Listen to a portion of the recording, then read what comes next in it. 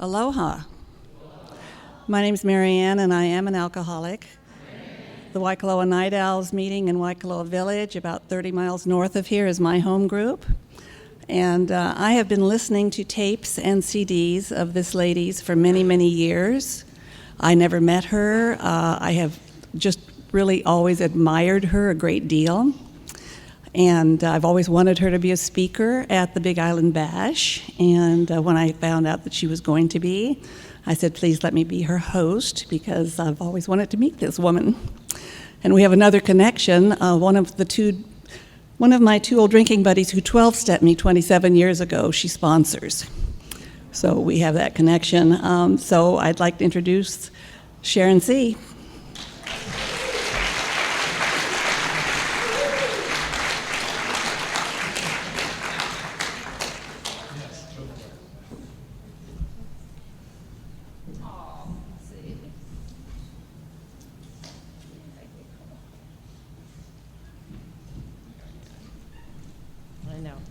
Let's hope not. Marianne just said break a leg. Okay. Hi, my name's Sharon Crane. I'm an alcoholic. I was just starting to get into the aloha, slow down, leave LA behind me, and then I got to get on a plane soon. But I'm changed. Thank you. I'm changed. Jesse, thank you for that beautiful chant. Yeah. And Catherine this morning, thank you. And Mark and Susan, the home, the stories, George and Lois, Peter and Kathy, where's everybody? But thank you for opening your home on Friday night. It was beautiful. Food was great, too. And the concierge, the cook was entertainment. He was funny. He put some spice in that food. And it's been great to be with Marianne. Awesome. Nancy, who I sponsor, 12-Step Marianne. They were bankers together. That's kind of scary. And Jackie, I sponsor a Girl in the Room, which I love, having that other link in the chain here. Sheldon, we had a great helicopter ride. It was awesome.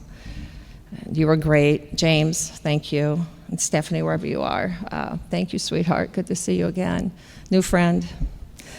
So I hope I didn't forget anybody. Thanks, Lexi. I think I have a new friend in Lexi, too. And anyway, it's just been, being last is always, my friend Ray O'Keefe said, oh, Sharon, there's just a few survivors. They're standing bayonet them. He was a lawyer. Makes sense, right? Yeah. Frank and Maggie. So many people here I know, which is really beautiful. I was here in 96, and I felt like the mini hunas were in my room all the time. I don't know if it was because the volcanic, the eruptions and all of the earth that was moving, and I was all unsettled, and I felt, like lava flowing out of me, and everything felt dark in my life, and that was in 96. And, April, thank you. And Mark, where's Mark? Thank you. I don't want to forget you two for sure. Thank you for the invite. And so it's nice to come back and see some growth in me. It took a few years, but you don't always see your own growth. I don't. That's why I love to be sponsored, and I love to sponsor. Because sometimes pearls just fall out of your mouth and you have absolutely no idea where that came from. And lately I've been acknowledging it. They said, wow, that's really wise. And I'll just say, that was just for you, because it's not of me, that's for sure. I'm not that smart. And and I love that God is working in our lives because we're sitting here. We're surrendered because we're sitting here. And if you're new, or newer, they say 10 people's lives are changed the minute you walk in the doors of Alcoholics Anonymous. Because they're sleeping at night. They know you're safe. There's hope in their life again. They can go to a movie, not worry about the bail bondsman calling in the middle of the movie. They don't have to lock up their handbag when you walk in the house. The keys to the car. They're exhaling a bit. So if you're new, those 10 people, maybe you're not speaking, but their lives have changed for the better. So if you're new, it's not about you. Sorry, tell you that. It takes a long time to learn it, but it's not about you. It's about the hook we have in each one of us to save a life, I believe. And my Nancy had the hook for you, Marianne. And my Nancy talks about this hook, too. She talks about she was leaving AA for the last time, maybe 5 or 6 times. And you think about it, if she wouldn't have gotten sober, maybe Marianne wouldn't have gotten sober. But she was leaving, and she said she didn't know who said it, but she heard it finally, heard something that brought her back in the rooms to sit down. And she said, I could have told you what shoes he was wearing, but I didn't know his face. And he was probably just talking to somebody he sponsors or somebody standing outside the meeting hall, and she was leaving. And she heard him say to another person there, don't leave 5 minutes before the miracle. And it pierced her heart. He was her hook. She came back in and sat down. And my hook was the mothership. Makes sense. I'm the girl with the backpack with the book Be Here Now by Baba Ram Das in it that I carried around. I didn't know how to be here now at all, but on a lot of good wine laced with some orange sunshine, you could be here now. And that was... So we each have a hook in us that's going to save a life. We're here to save a life. And I hope I always remember that. Alcoholics Anonymous gave me a life. We get second chances here. I got a second chance here. And when I was 25, I was shooting for death. That was my goal, to die. That was my goal. And that's where King Alcohol took me. And my mom and dad, no alcoholics. Sisters, 2 sisters, a brother, no alcoholics. I don't remember a lot of, we had a lot of get-togethers. My dad was Czech, and so there was always a lot of get-togethers, polka music, there was drinking, there was fun. Weddings lasted all day long into the next morning, and then we all wish them well as they went off to wherever they went off to on their honeymoon, but it even ended with a breakfast and screwdrivers in the morning. But I don't remember seeing people like flat on the floor or throwing up on their shoes. I remember, being able to sit my mother's screwdrivers and put my patent leather shoes on Uncle Art's shoes, and he would poke me around the floor.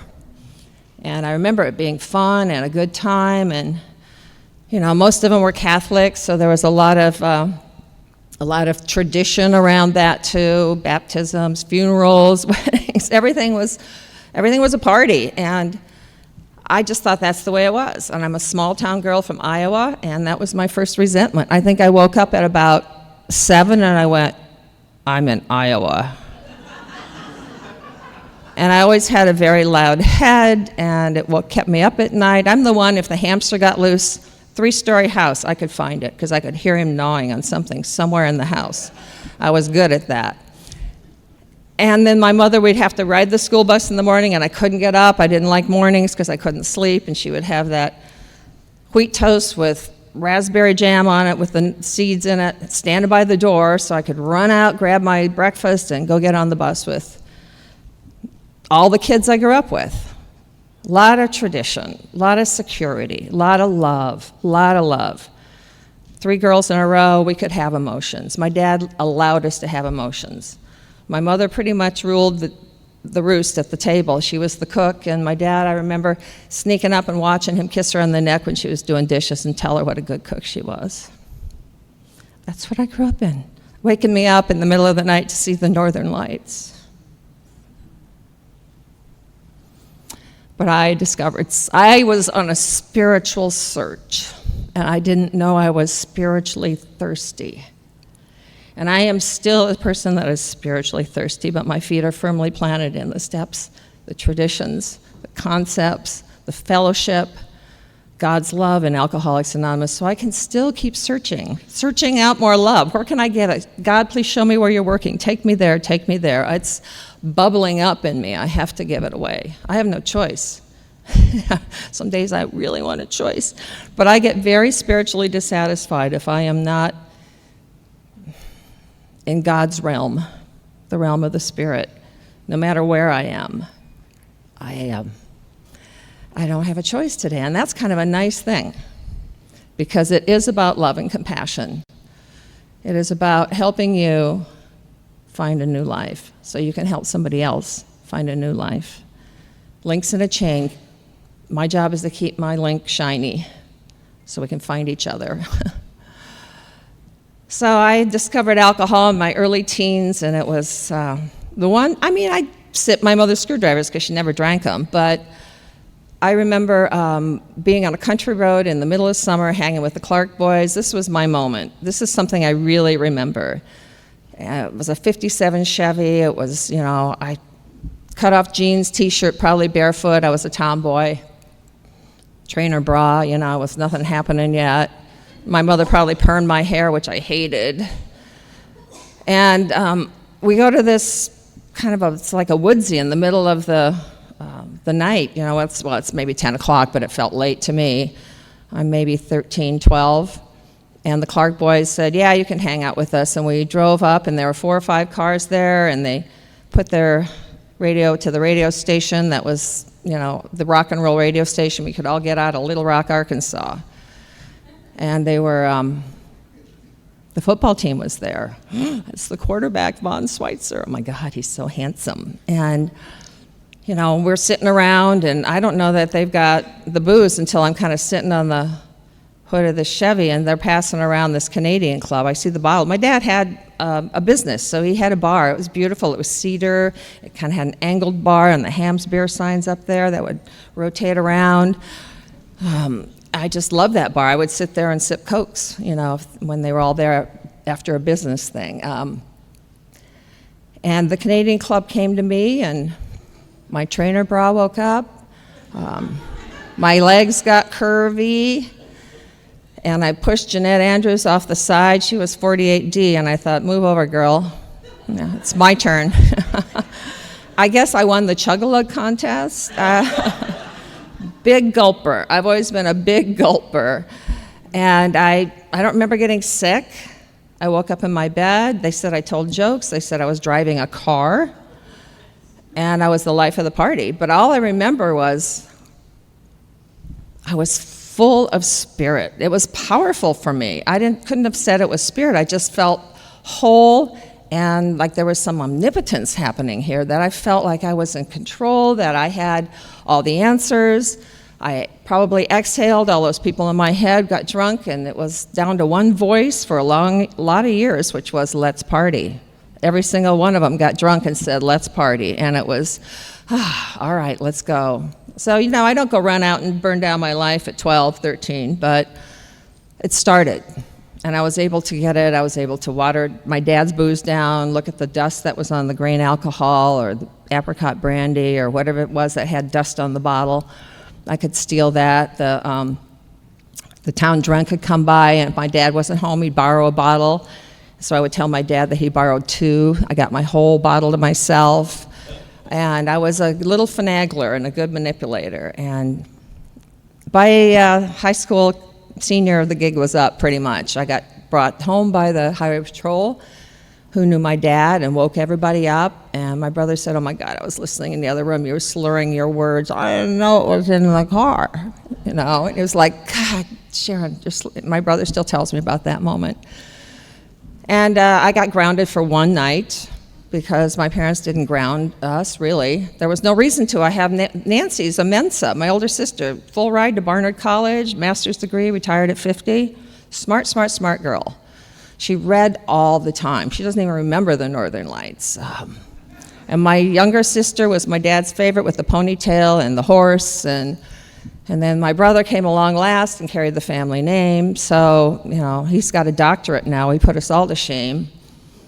And then there's me, the socialite, I guess. My sister said to my mom, how come Sharon was in everything, like tap, ballet, accordion lessons? I know, wasn't cool then, still not cool now. But my dad played the accordion, so I did that for him. I did that so I could have something special with my dad.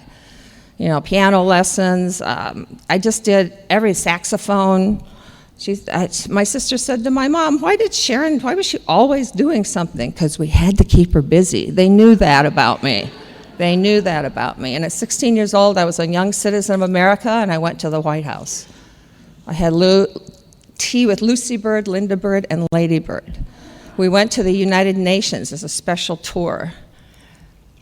100 civilians from around the country were picked, and I beat my sister out. That's the only reason I even tried out for something like that. I was the woman or the young woman from Iowa that was chosen. There were 2 from each state.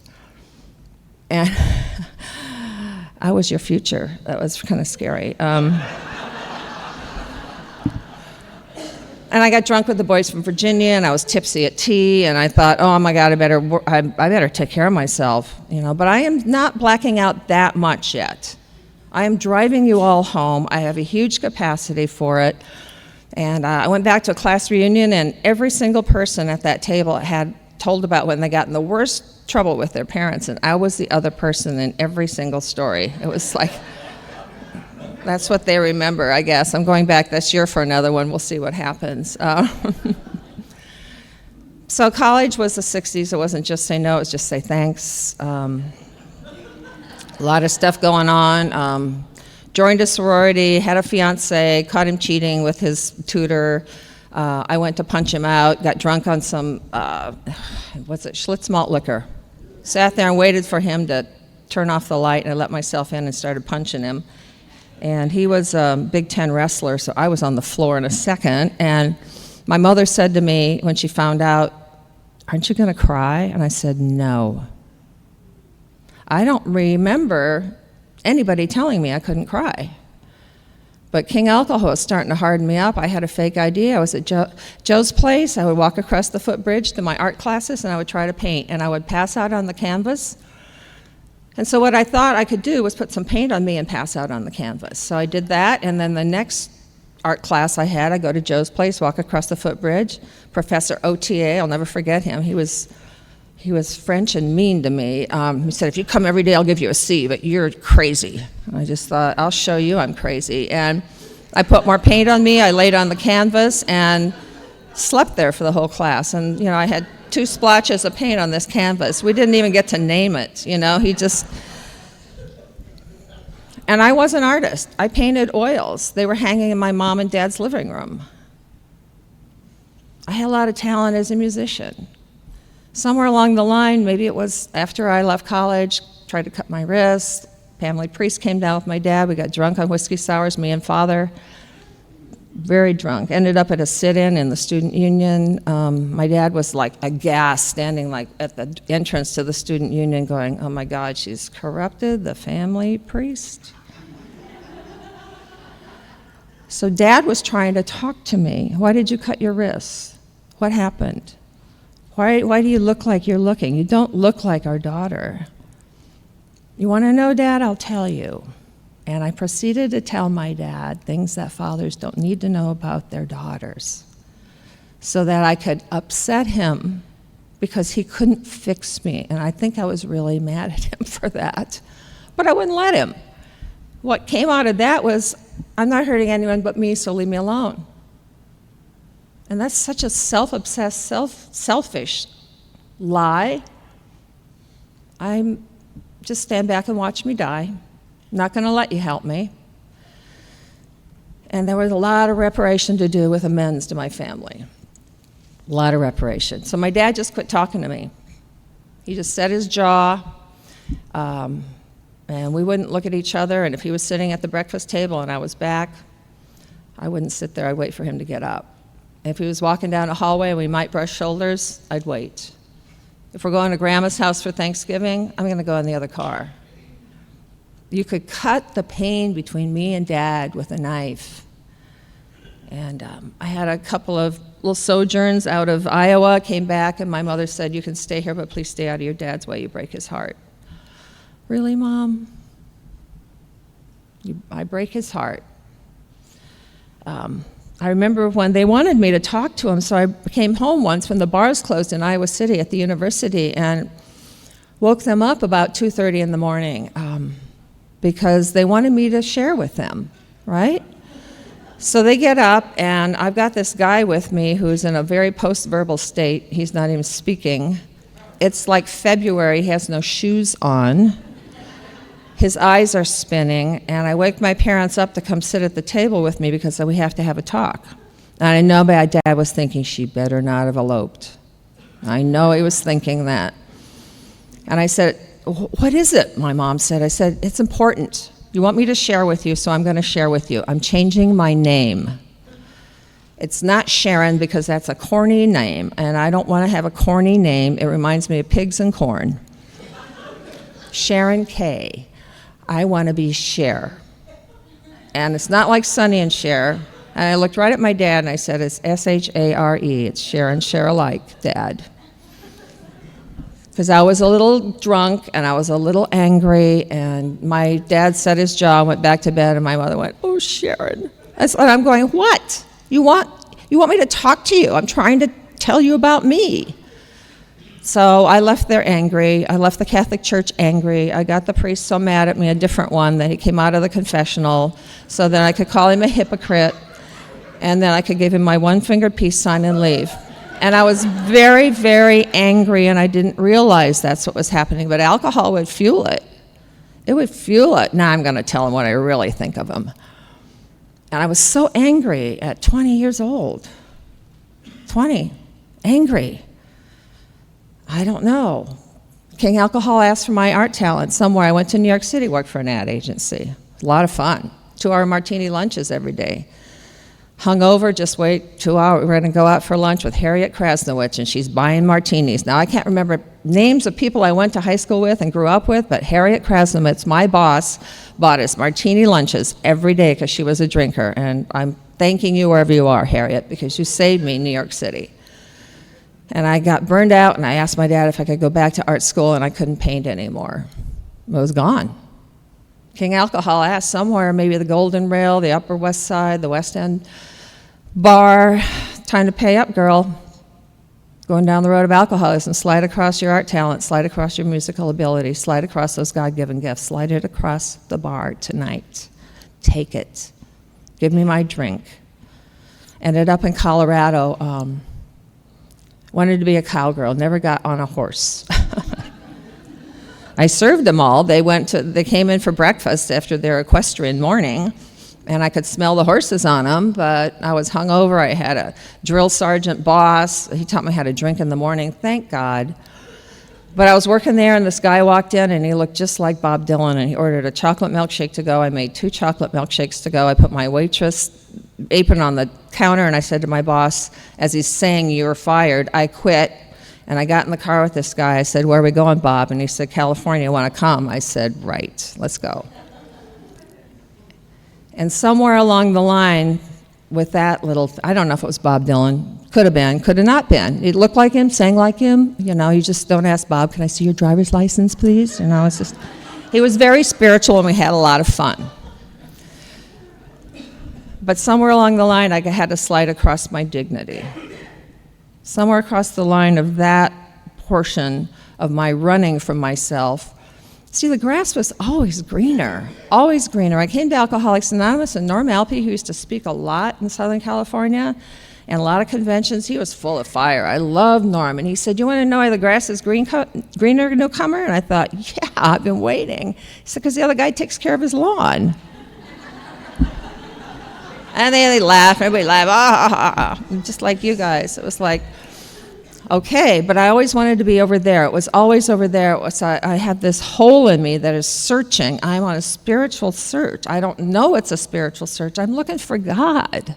I lost God when I was a little girl, and I don't know why.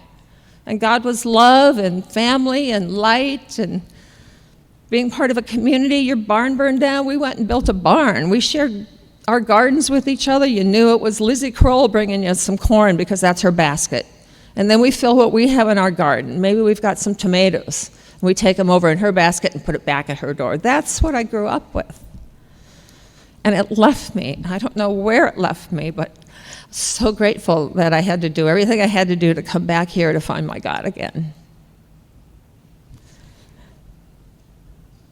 So I ended up in California, kicked out of my first commune because I'm a terrible panhandler.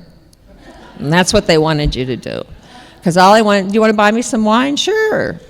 And they would say, you don't want to give me any money, do you? No. So, I mean, you know, I just was a terrible panhandler. And the Krishnas got me, and I was ready to go until they wanted commitment. And I said, no, I don't commit. We're not changing my name. I don't do eternity. I don't do forever. I do a day at a time. Be here now. Baba Ram Das, right? And they kicked me out because I'm a drinker. I drank their bong wine one night. There was no booze in the house. They got mad, took me on a picnic to Mount Baldy, and left me there. So I had to hitchhike back to Colorado. Somebody was living in my cabin. The nerve. I was only gone a couple months. I ended up with Mom and Dad, and that's when my mom said, you know, you break your dad's heart. So I met somebody that said, let me take care of you, and that was music to my ears. Little did I know it was going to be cold, Northern Wisconsin organic farm, and this is my chapter 3. I was looking for something else. I was very sick. I had gallbladder problems and pancreatitis. And they just did organic food, Adele Davis, Yul Gibbons. We had organic bees. We had organic sheep with organic sheep dung.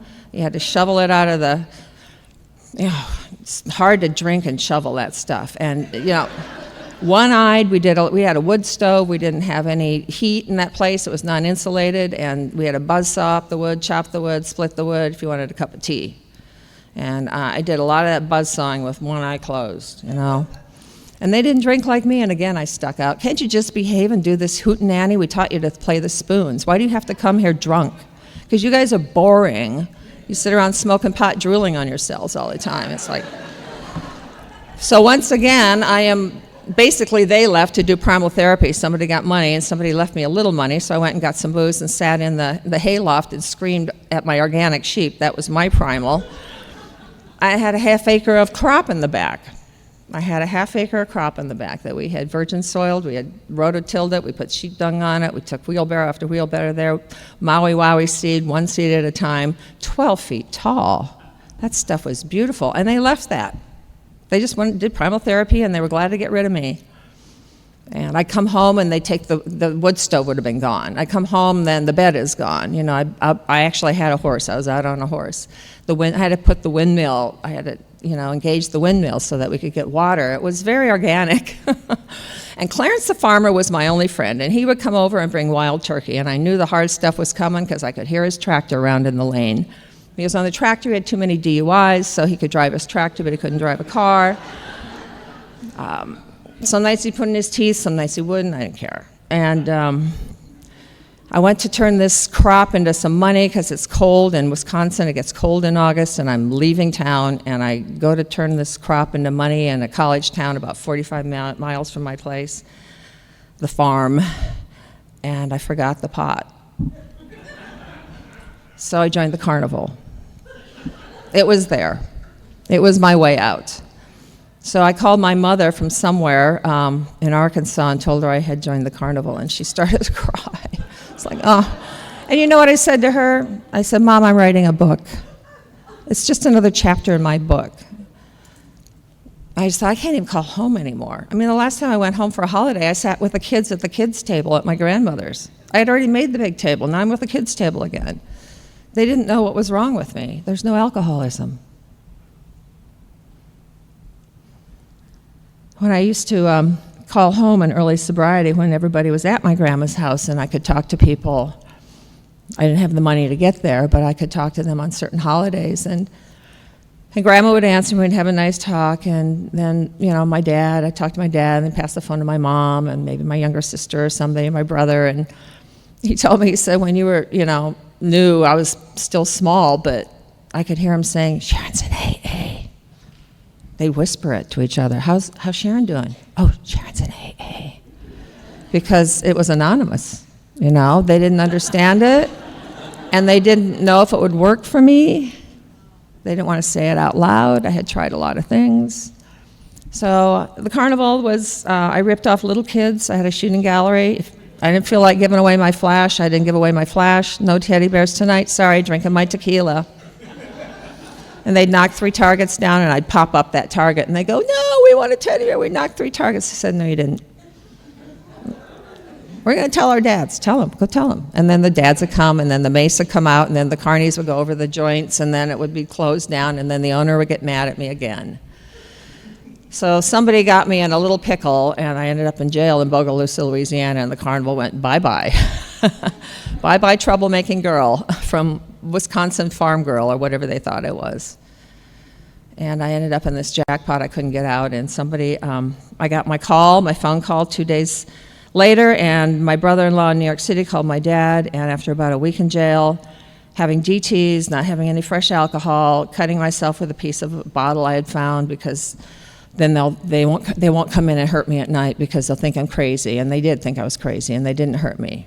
But they did come in at night. It was a crazy little southern jail. And they threw me in they took me in a car, cuffed me. I'm unkempt. I don't take a shower there because they all watch. I have cuts all over my face and my arms, and they throw me in this room, handcuffed, looking like that, and my dad was there. He'd hired a lawyer, hired a bail bondsman, got on a plane, brought his checkbook, and I remember looking at him out of the corner of my eye. We didn't even hug, I didn't say, how's mom? He didn't say, oh my God, we're so worried about you. He just did what my dad did, was just try to get his daughter out of this jackpot. And I talked to my dad at 20 years of sobriety with that. I had 20 years before I felt I could sit and talk to my dad about that day. It was painful for him. He said, yeah, we didn't talk about anything. He didn't ask me how the family was. We just sat there in those chairs. And every time they asked you a question, all you said was, I'm not guilty and it's not my fault. I am not guilty and it's not my fault. And I believed it, and I was becoming a perfect victim. If there is no guilt, that makes alcoholism louder, that makes all of my life darker. There is no hope. Hope got up and walked out at some point in there of my life. And my dad went home. They let me out of jail when they decided to. So I'm living in the French Quarter, and 24/7 town loved it. But I am alcoholic, bad alcoholic. I am blacking out. I am coming to in and out the door, not knowing if I'm coming or going. I am with the skunk man. I am with a man who had a pet skunk named Crank. We got a snake, just to mix it up. I had a dog. The dog was the only happy thing, and a lot of my animals bit the dust because of my alcoholism, and I have made amends to the animal kingdom. I have. I still do. I used to go on panels, and there was this one street when you left where you parked your car over by Clancy's house in Mar Vista that only one car could go down, and twice this happened to me. It's like 11 at night. I'm going to go home. I'm going down this little street, and there's a dog in the middle, and it won't move. And I don't want to honk too much because the houses are close to this little street. So I beep a little, dog won't move. I try to get it to go. I'm here. Open your door, I'm getting in, and that's what it did. So I couldn't have a dog then, but I found it a home in Beverly Hills. I got it flea dipped, I got it prettied up. We got it, all ready to go, pictures. It found a home in Beverly Hills. That was a happy dog. And I think he told the neighborhood, go sit on the street at some night, because it happened again. So that was the beginning of me making amends to the animal kingdom. God just put them in my path. And if I sponsor you and you're whining, I make you go rescue something, a cat, a dog, something. Quit whining and go rescue a cat. I don't like cats. My friend Marilyn in Eugene says, nope, not going to do it. And 2 days later, I sent her a cat in Oregon. I mean, it came to the door. I didn't put it in a little box and send it. It came to the door, and she said, how'd you do that? It's like, it's got a funny ear. She loves that cat, So there's ways, there's ways. I think those unconditional love creatures are, well, you know what dog spelled backwards is. Anyway, it's a whole nother story. But it got darker, and my parents came to see I was still alive. I was living above a bar. I had Skunk Man there. He put the snake in my dad's face. I didn't even know my sister and brother were on this trip. It was so, I don't remember. They told me later, we're sitting around at a dinner years later into sobriety, and they were talking about that guy. I thought, how did you know that guy? They said, because, we were there with Mom and Dad when they went to Texas, and we thought we'd stop by and try to find you. And we did, with your platinum blonde wig and your zippered outfits and your black eye. I'm not hurting anyone but me, Mom, leave me alone. So just cry in your baked potato. That's what I remember her doing that day. And I went down to the Mousetrap bar, and I don't know how many shots of tequila. Actually, I used to drink it out of a large rock glass. No salt, no lime. Just pour my gold. And I don't know how many of those I had before the pain went away. And I wanted to just get in the car with him and go home and start over. I knew that I couldn't. Something was deeply wrong with me. I didn't know alcoholism. I had a lot of sojourns back and forth. Skunk Man finally left. After 2 years, we hated each other. We liked each other for 2 weeks, but I'm a Leo, man. We're not done, I'm hanging on your leg all the way out the door until we're done, I have learned not to let loyalty hurt me anymore. It was a defect. And in 1975, my friend Michael was shot and killed on Mardi Gras Day. I'm in a blackout. I don't know what happened. He's outside the door. He was shot by a policeman who knew him. Michael had a gun. He was a bouncer at Pat O'Brien's. I just hear the shots. And I guess I had told him to put his gun away. It was Mardi Gras Day. Not somebody has a gun shooting at people off my balcony, right? And there's a party going on there in my place. Actually, I rented a couch. It wasn't even my place. And I said to everybody, I'm taking a bath, and I closed the door to the bathroom. And that day I got interrogated by homicide. I had taken everything there was to take in the bathroom so I wouldn't go to Angola women's prison. So I was very messed up, and I was very drunk, and I couldn't speak. And they took me downtown, and I could see the floats going across the Canal Street. And I could see I'm third floor, and I just want to run as hard as I can and break through that glass and land on the street. I couldn't even move. They would come in and say things about me because I couldn't speak. And I had a friend that I used to drink with on the force, and he said, "Get out of town, Sharon. Get out of town." So I ended up in New York, and from New York I came to California, and in California I went back to New Orleans, and then New Orleans I was going to Hawaii. And I met some guy at the bar, and he was, I am now unemployable too. I couldn't even get a job at the seedy, sorry, stinky little bars down Lower Decatur Street. They fired me for having a bad attitude. So I am on my way to Hawaii, and I hit Barney's Beanery in West Hollywood, where I first saw the big book of Alcoholics Anonymous on the bar. Alcoholics Anonymous. She was getting, I guess, her court card signed or something. So she was really drunk, and the bartender called her a cab, took away her keys, said, "You're not driving there.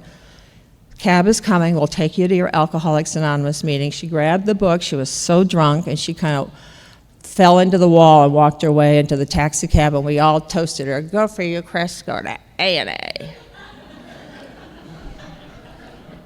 She was going to be my Eskimo to you here.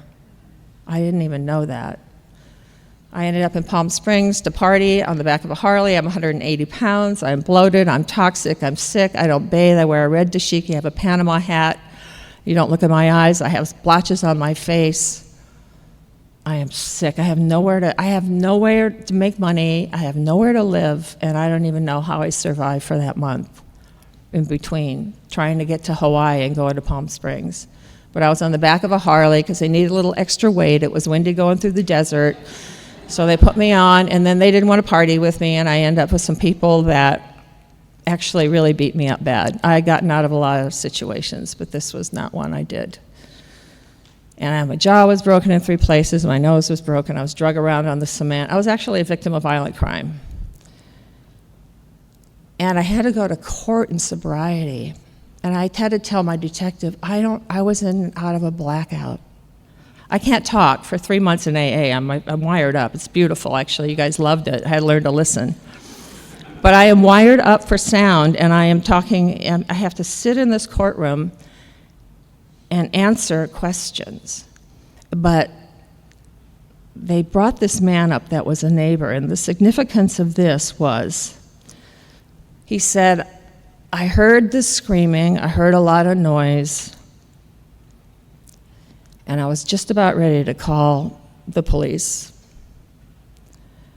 And then the noise abruptly stopped. And when he said that, the screaming stopped. I remember making a decision not to fight for my life anymore. I didn't even want to live. I made a decision to stop screaming. I didn't want to fight for my life anymore. And that's where King Alcohol and I went. So on August 20th, 1975, I called my mother because I'm getting kicked out of this guy felt sorry for me. I was in the hospital for 2 weeks in Palm Springs. He brought me to he lived above a liquor store, which was pretty cool, actually. He would buy me cheap red wine. I would unscrew the top. I would put a straw in it. I'd stick it through the wires in my mouth where the tooth had been kicked out, and I would suck on that red wine. And there was no more, let's go start over in Phoenix, Arizona, because I love the cold bars there. Because it's in a grid, north, south, east, west. I won't get lost in that town. I mean, I was shooting for that, but I didn't even have the energy to go start over in Phoenix. And I was just sitting there every day, and he said, you know, you have to leave, you're depressing me. And I had this detective, and I had to go back to these doctors. I had had a concussion, and I called my mom. August 20th, 1975, I called Marge Meyer in Mount Vernon, Iowa. And she had known something had happened to me, but for 2 days they didn't know what hospital I was in. They got some sort of a phone call, and they didn't know where I was. So my sister in New York and my mom in Iowa called all the hospitals till she found out I was going to be okay. And I didn't get any money. I didn't get any get well cards. I didn't get any visitors. And on August 20th, when he said, you have to leave, you're depressing me, and I had nowhere to go, I called my mom. And my mom said, Sharon, I can't help you. You need to go to the Salvation Army. Norm P would talk about seconds and inches.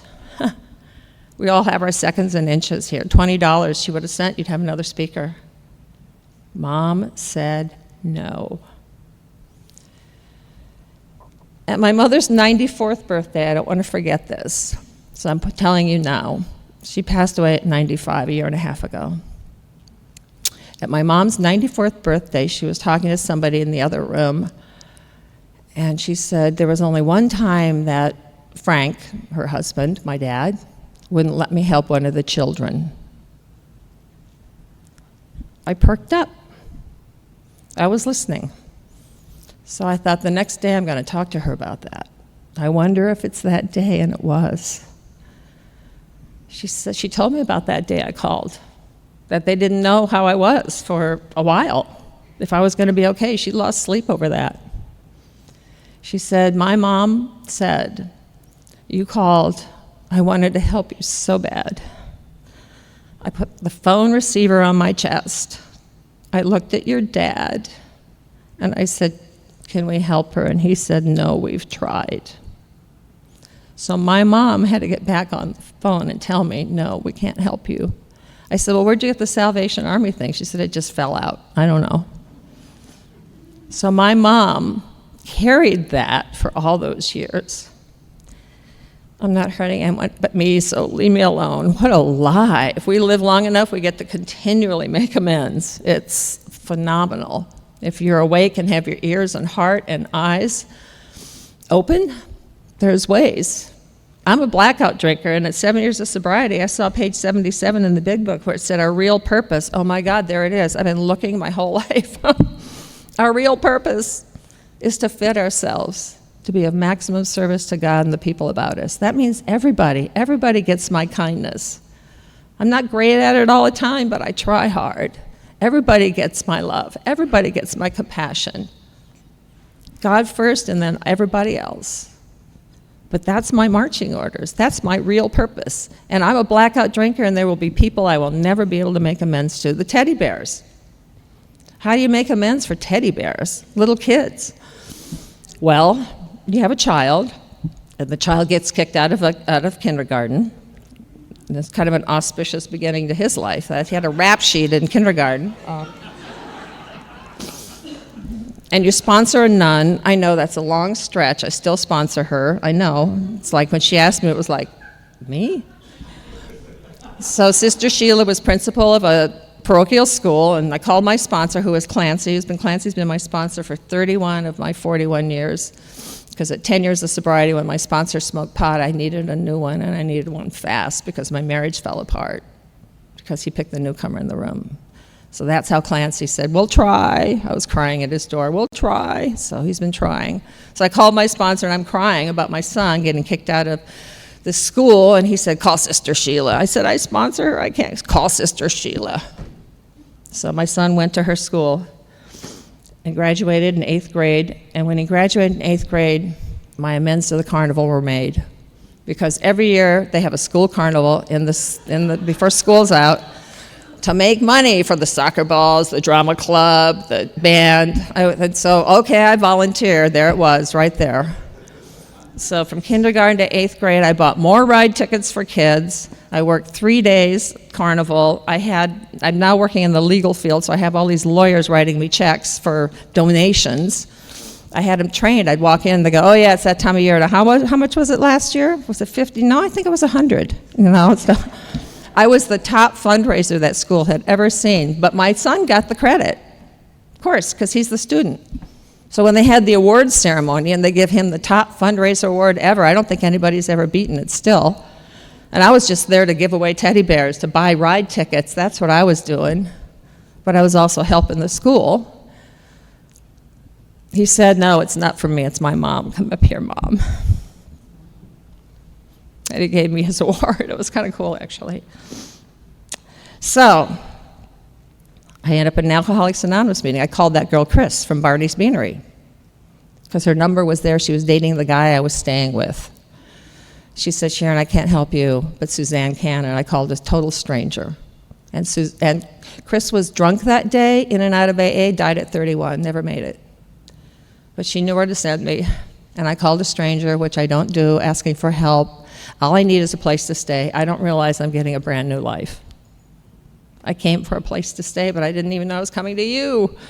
I walked into this church with these girls that picked me up. They talk about themselves incessantly. I'm sitting in the back of this Volkswagen. I am unkempt. I am alcohol coming out of my pores. I can't talk. I look like a newcomer. I was pretty battered. And I come in, and I don't know how you knew. How do you know she's new? How do you know?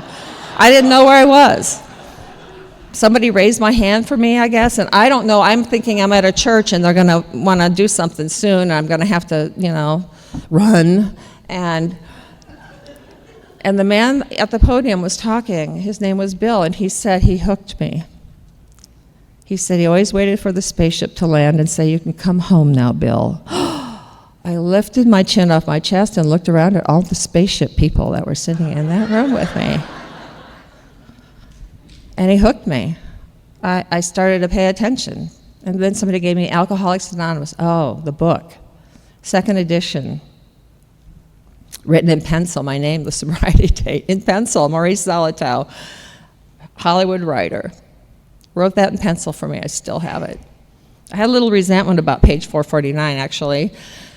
My sponsor, Janet, I don't know, was a couple years sober, and she said, oh, you've got to go learn about acceptance. Go read page 449. Well, in the 2nd edition big book, it's called Joe's Woes, the story of Joe.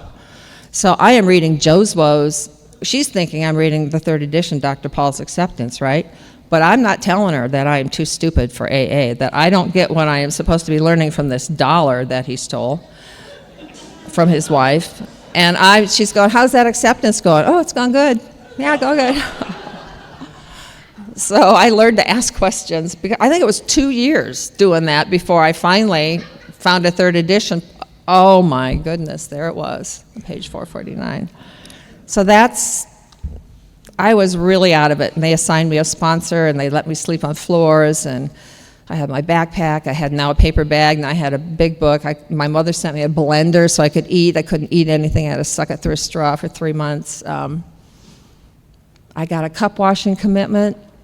And they would bring the cups, and they would take those metal ashtrays and just kind of flick them in the garbage and then put the ashtrays in with the cups in this one big sink, and I was mortified. It was like, and I just stood there with my broken jaw and my hands like, what do I do? And this lady who used to be a CIA agent walked by me, and she said in the back of my ear, wash. Okay, wash. So I became cookie girl. That was fun, having a commitment, being cookie girl. Later on, wires came off at 3 months. I could talk. They were like, oh, no, wire them back up. But, but I became a part of something here, and I was going to run because I'd been here long enough. I'm sober about 4 months. That's like, I remember at 31 days, I had to raise my hand for 30 days. All right, I got to do this, right?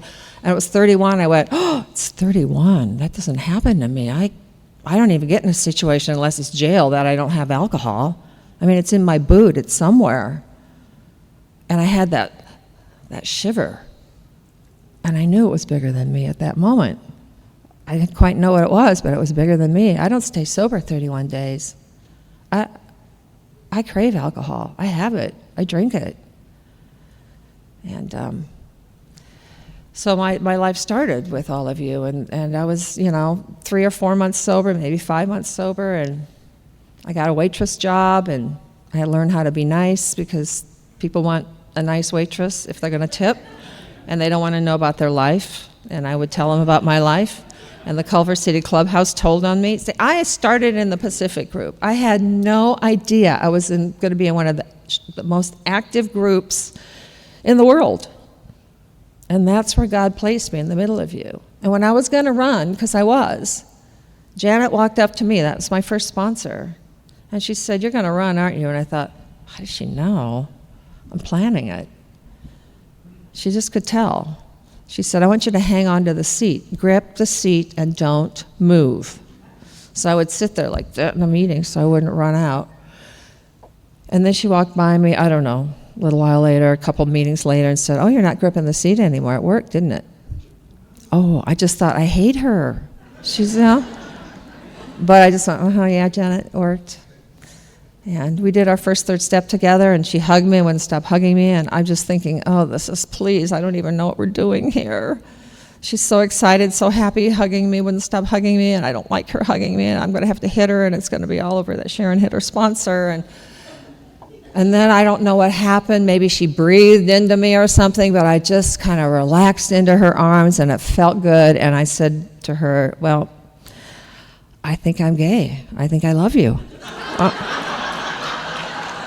That's what came to you. That's how shook up I was. I didn't know hunger from anger. I didn't know. I was so like a computer, wires thrown. Let's spark this one. Zzz, okay. I was put back together here. She said, "Don't make any major decisions in your first year," so that was good. So Janet was my first sponsor for 5. Janet walked me down the aisle. Janet with my dad. My dad walked me down the aisle. She had me go home after 1 year when I did my 5th step finally. The hardest thing I ever had to do was ride that 4th step. Hardest. Worth it. After I dropped her off that morning, it was morning. We did an all night in Venice Beach. The sky was just starting to get those pretty colors in it, the sun coming up, and I looked up and I said, "Angels would live there." Who said that? That's really corny. Came through me. I remember that moment because it wasn't me saying that. And Janet was 5 years. Janet had me go back and make amends to my dad.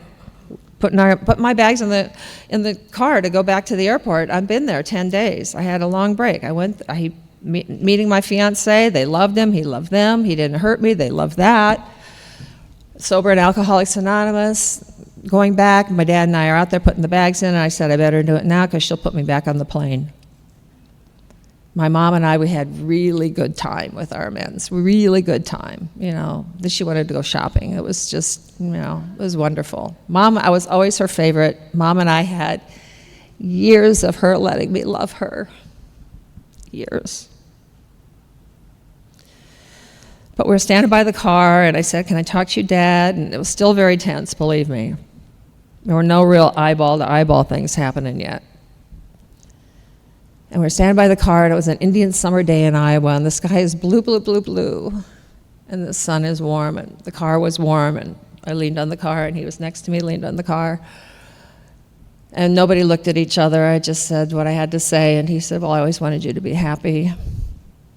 That's it, no hugging, nothing. We just got in the car, and I just told Janet, she said, "It's a start." So when my dad came out for the wedding and bought the big book, saw all of you, loved you guys, thought you were fun, the wedding was great. He got to meet an astronaut. He was so happy, you know. It was just like he was taking pictures, hanging with the traffic.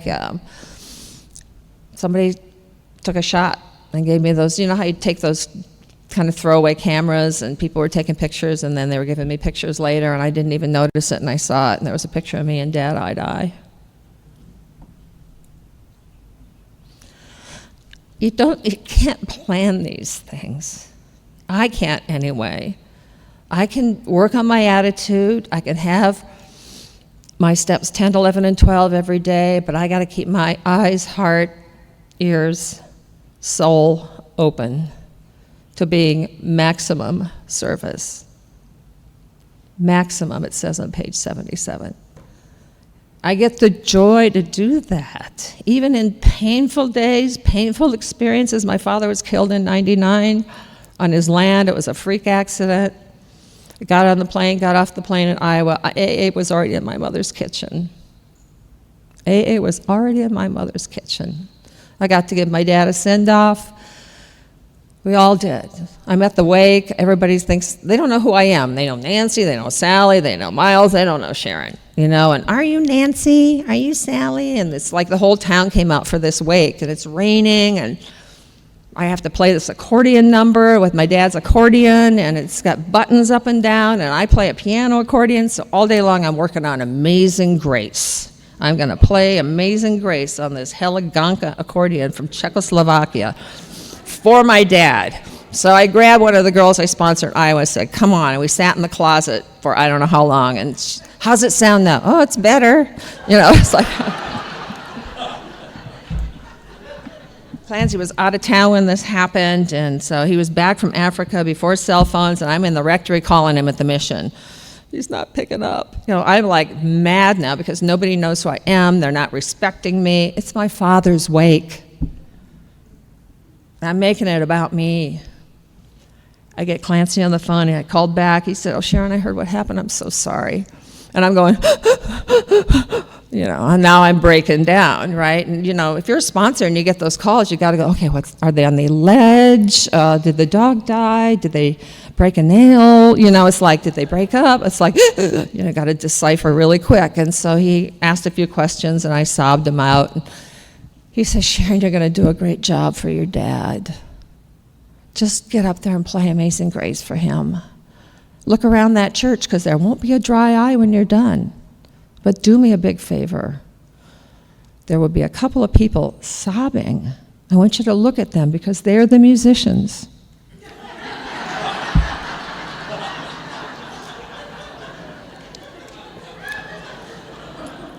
Thank God for laughter. Thank God for humor. Thank God that he made me laugh and brought it out. And of course, it turned out great. And my mom moved up to Wisconsin, so I became from the land of, you know, cheese, which was much more dignified. But I love Iowa. I love Iowa. There was an experience I would have missed if I wouldn't have done my morning meditation from a night flight. My sister was getting married, and they picked me up. My dad, my sister, the Mensa in the front seat, Sally, Nurse Sally in the back with my mom, Charlie, the new brother-in-law, talking to my brother, and then I get in the car, and I'm in the middle. I'm in the middle of the van, and they're talking finance in the front seat, Dad and Nancy. Well, I've been making financial amends. Talk to me. I'm doing okay. And then, you know, my mom's talking fashion with Sally in the back about the bridesmaids and stuff, and I'm going, just got off the plane from LA, hello, fashionista, you know, talk to me. And then my brother's talking to his new commercial fisherman from Alaska, brother-in-law, and I'm thinking, I taught you how to put a worm on a hook, Miles. I am not in any of these conversations, and once again, I am in self-pity, and I am the man out of that family. I don't fit in. I knew it. And my dad heard my sobbing. I'm having a cathartic wailing going on here in the middle, and he stops the van on the Cedar River Road, with the Cedar River there. It was a beautiful road. Turns around and looks at me and says, are you all right? Well, I'm thinking, no, I'm not. I've got my soapbox right here. It'll click out. I'll click it out. It's in my purse. I'll stand up and tell you all why I'm not all right. Now, I've been sober at Alcoholics Anonymous. I've been making amends. I've been sending my dad money. I have been showing up being part of the force for good in their life, and I am ready to take them down in 1 minute. But thank God I had done my morning meditation in the Chicago airport that morning. Because God said, get out of the van. And I got out of the van. And they're back in their conversations like I didn't just have this big moment. And before I turn around to get back in the van, I look, and there's this cornfield. It was July, so it was more than knee-high. And it's got life above it. It's golden. It's beautiful. You can hear corn grow. If you go sit in a cornfield, you can hear it grow. And I looked at the corn and I thought, well, that's kind of a pretty scene. Look how pretty the sky is and the fluffy clouds. And Iowa's not so bad. And as I turned around to get back in the van, out of the corner of my eye, I saw, and I know this, of course, but I saw it in a different way, that it was all planted in perfect rows. It had been planned. It had been nurtured, the soil. It had gone through a lot to make this beautiful corn, which was all planted in beautiful rows. And I thought, that's what God's doing with me. He's got it. Every once in a while, I can catch a glimpse of how perfect it is. So there's been a lot of awakenings I've had to heal me up. But I want to let you know, I'm going to talk about my dad. That's the biggest thing. He met my Casey. Thank God he met my Casey. I was with my Casey 24 years. That marriage ended. It was bad, bad, bad. Had a little boy who's 32 and fantastic. Doesn't seem to need us. Supports his mother. Send me heart emojis. I mean, you know, he's well into his career and well into manhood. Has a fiance and he's happy. And he's going to spend all Mother's Day with me. That's all I want, is for them to spend the day with me, because he travels a lot for work. And that messy divorce, my dad and mom watched me walk through that. My dad was happy 1 year, 1 month, and 14 days later after my divorce, but who's counting? I met my Casey, my soulmate in Alcoholics Anonymous, and if that marriage wouldn't have ended, I would have never met him. You know, it's the hallways that get you, but you know, the view always opens to a more beautiful view than the one I left behind. Every hallway I've been in, got to get through the hallway. It's called growth. You could be joyous in your pain. I've learned to do that because I'm with you. I can sit with you, God with skin on. Our hearts beat together. We hold hands at the Lord's Prayer. We're a community that take care of each other. Nobody's ever said that I've ever heard, we don't stay sober through that, you got to drink. Never heard that. Somebody's always had that experience. We can find someone who's walked through it sober. And he met my Casey. And he was happy I was with a man that loved me and cared for me and that was smart and funny. So I was glad my dad got to meet my Casey. And I had been making financial amends to my dad because Ginny said to me, it's time you make financial amends. I got a better job and then a better job and then a better job. And she said, call your dad and see if you can pay back the money you owe him. And I called my dad. He had read the big book. He had run a calculator tape. My brother said my dossier was sitting on his desk for a while. He said it was very thick. And he got it all worked out and put it in the big book of Alcoholics Anonymous on page 78 where it says most alcoholics owe money. And he said, if Sharon stays sober long enough and I'm not home, this is the bottom line. Just give it to her. So when I called my dad, it was too high, it was too fast. I was like, oh. I called my sponsor back, and she said, okay, what can you afford? Call him back, payment terms. He accepted. And this was Ginny. This is the lady that smoked pot at 21 years. She was in my life for that beautiful reason. And my dad accepted, and she said, okay, now you're willing to grow through this with your dad? Now, that's a funny thing when they ask. Like, they want one more thing. You're in the corner. You got to say yes. Let me out of the corner. Fine, whatever you want, I'll do it. She didn't say, are you ready for the innocence to come back? Are you ready to bond with your dad? Are you ready to be daddy's little girl again? Are you ready for all of that to happen? I would have said, forget it, it won't. She said, are you willing to grow through this with your dad? And I said, yes. And she said, okay. She'd been down the road. She knew things could happen. I didn't know it could happen. That's what we do for each other. Sometimes my sponsors have vision for me, And I go blind, but eventually I open my eyes and I can see what they're talking about. But I trust. There's hope. I believe. And so what happened was, she said, put that check in the mail on time. Bill and Bob are watching, by the way. And, okay, but I want you to put a note about your life. Put a note about your life. Tell your dad who you are. Well, he's got Nancy the Mensa. She said, I don't care. So I put a little note with the check, Then maybe I picked out a card. Then I wrote a letter. I got to the bottom of the stationery, and it was like, I didn't even think about what I was writing to him. It just came. My dad got, at best I can figure, 4 years and 10 months. Checks and letters, checks and cards, checks and notes. And every trip home was a little easier. And then he picked up the phone after Christmas and called me and said, Merry Christmas, Sharon, I don't want your money anymore. You're done, but don't stop sending me your notes. Brand new relationship.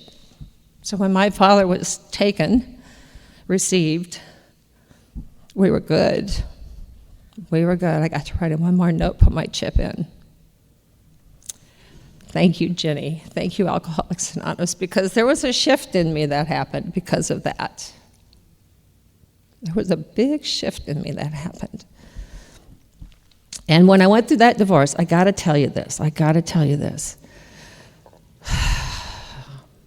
called them every Sunday night, and they have their little grandson. Thank you, Bill. Barefoot at a man. So nice. Many of you are. I think it's great. I called him every Sunday night. I had thrown a rod in the car. This was right after the divorce. This is when it was going on. It was pretty much over. And so we just talked every Sunday night. And I would send my son home. He would fly home. I'd pay the extra to have him taken, and he spent with Grandpa and Grandma. He knew Iowa. He knew how to weed a garden. He knew how to, drive a tractor. He had my go-kart. I had a go-kart when I was a kid. They gave him swimming lessons, tennis lessons. He got to ride horses. And then when he was 15, my mom said, I don't think you need to send him anymore. He's a little bored. But he got Grandma and Grandpa, and I'm so glad. I'm so glad that that boy got them. So they called me back in 2 days because I didn't have a car. My dad and my mom called me. They said, we found a car for you. We're driving it out from Iowa. Would not have been possible if those amends hadn't been made. Chuck's used to talk about rubbing out the record. The record was rubbed out with them. I was just their daughter number 2 in trouble, needed some help, and they were ready to be mom and dad. And that gave them the freedom to be mom and dad. Those amends gave them freedom. So they drove out this Ford Galaxy 4-door with deer whistles on it, if any of you know what those are. People would say, what are those things? I said, they're my beam me up whistles. And they were so happy. My mom said, you're getting a divorce, we're getting you a new bed. We're going to paint the house. And they were so happy to be mom and dad. I'm so grateful the amends were made so they could do that. Because, of course, they wanted to help me. So life has been interesting. My dad's gone. My mom died 1.5 years ago. I got to lay in bed with her. She was sick 2.5 days. God bless her. I got lots of years with Mom. And had a lot of tag-alongs from LA. I always wanted to go to see my mom in Wisconsin. My mom was very loved. She would come out here and sit with you and very loved. Johnny Harris and Clancy would practically genuflect in front of my mother. She was such a sweet, wonderful woman. And she loved Alcoholics Anonymous with what they had given her daughter back. And my Casey got malignant melanoma. We were together 24 years. We got to elope in Las Vegas. I got to walk down the aisle by my son. And it was a day you sit there in the oncologist's office and you say, okay, how long do I have? And he said about 7 months. And we looked at each other. He said 7 years, right? Both of us at the same time said he said 7 years, right? No, 7 months. So my man fought 2 years and 2 months. We got to go to Sweden, we got to go to Ireland. He got to hit that little ball around where the shadow where his mother was born. He loved golf, Loved golf. I got to take him to Princeville for one of his big birthdays. Loved golf. He played right until he couldn't play anymore. And he went out on June 3rd. It'll be 6 years, June 3rd.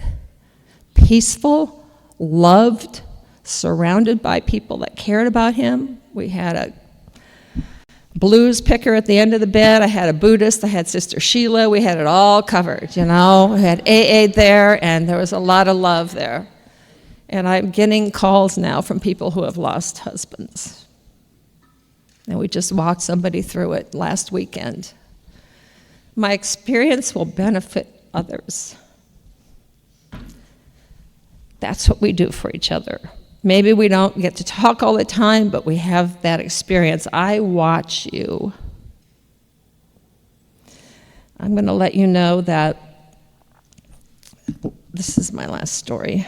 We were sitting having coffee one day, and my husband was going off to treatment, and I was going to work, and I'm not feeling very good about anything, and he's not either because he doesn't feel good. He was a trooper, man, getting on planes and stuff.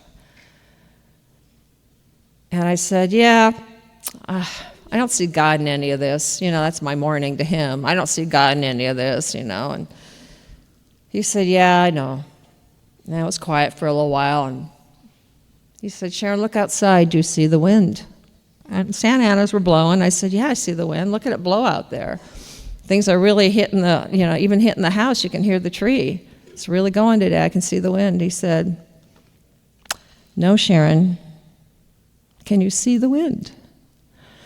And I perked up for a minute. I said, this is important here. This is, you know, I watch Kung Fu. I know it's Grasshopper Sensei going on here.